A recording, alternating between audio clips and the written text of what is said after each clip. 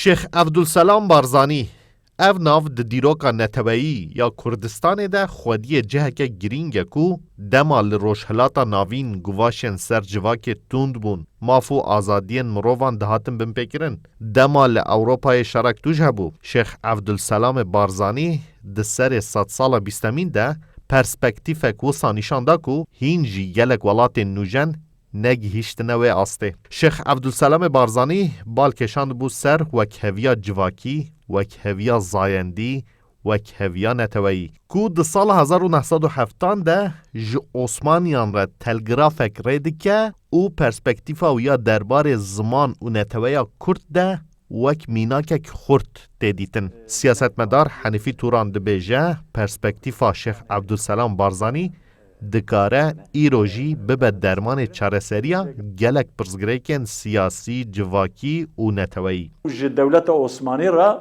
telgrafekî dişînin. Bu wê telgrafê divên yek divê ku ew qeymeqam û müdûrên ku li navçeyan bên wesîfedar kirin, divê ku baş bi Kurdî dizanibin. Yan Kurd bin, yan jî ne Kurd bin jî gere baş bi Kurdî bizanibin.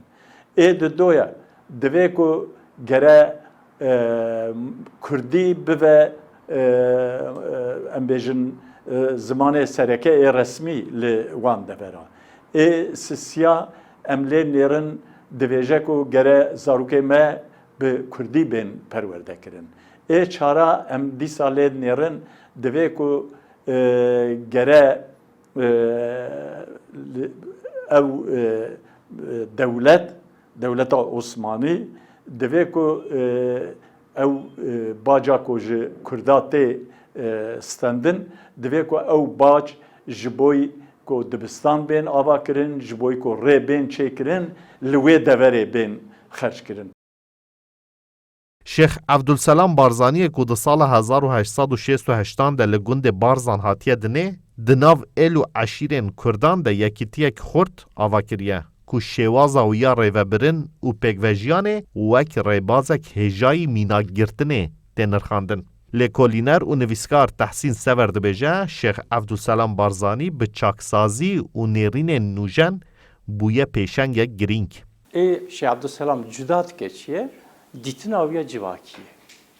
Yani manawî çi ye dîtinawiya civakî, îdarekirina civatê da cudatiya Şêx Evdulselam çi ye?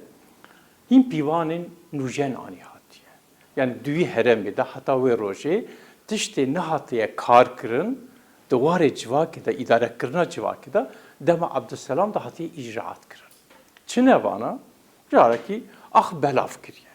Yani müşterek bûn. û mülkiyeta şexsî sînor kiriye. Mer nikare bi timayî ji ortê rakiriye ne wisa ye, ama ew sînor kiriye. Zewaca bi zorê ji holê rakiriye.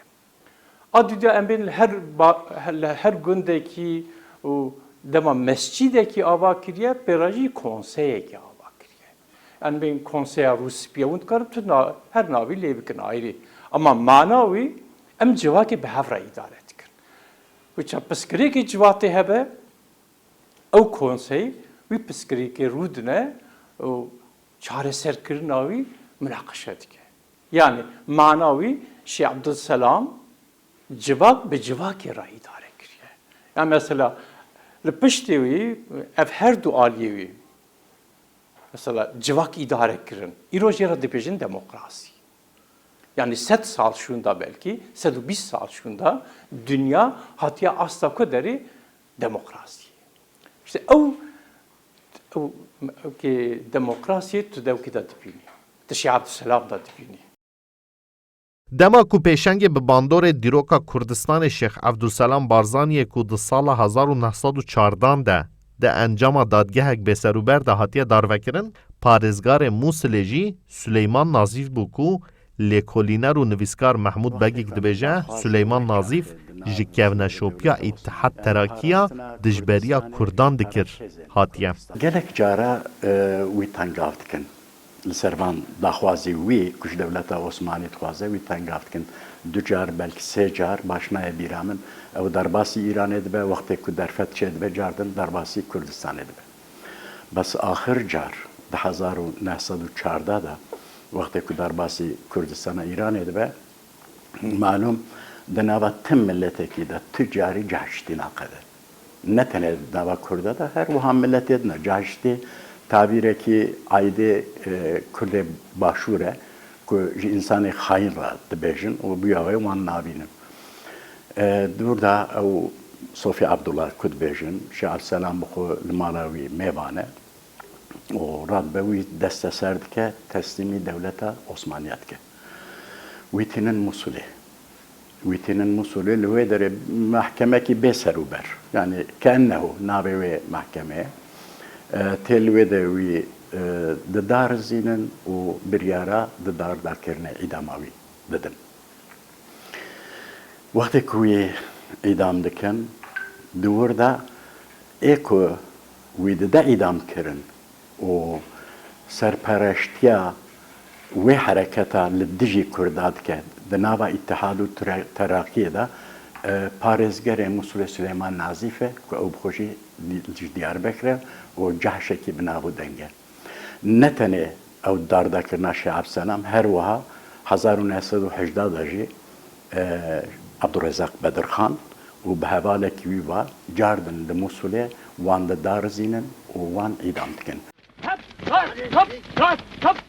دما شیخ عبدالسلام بارزانی تدار وکرن برای شیخ عبدالسلام بارزانی ملا مصطفی بارزانی جی 11 سالی بو. ملا مصطفی بارزانی دما برای خودوی روشیده دبینه جخوار دبیجه از تجاران را دستی دجمن خوانه بم و بر خود ده چیاین کردستان و آگیر تکوشین آزادی کردستان پیدخه. ماهی رکسل کردستان 24 دیاربکر